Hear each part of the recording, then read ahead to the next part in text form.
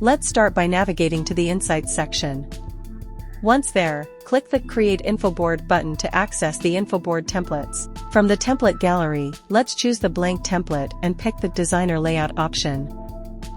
Now it's time to choose the Infoboard source. Select the Use Raw Data option. You will be now redirected to the Raw Data Source Builder. Start by naming your source. In the editor, copy and paste your raw data directly from Excel. Click on the View Table button to convert the raw data into a table. Once verified, click on the Save button to link the raw data with your Infoboard.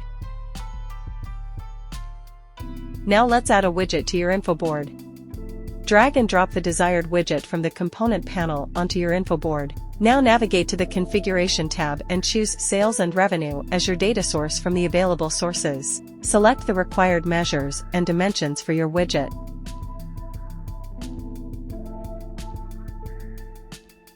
To format the measure, click on the gear icon close to the measure name. Define the aggregator, prefix, format, precision, and suffix for the measure as required.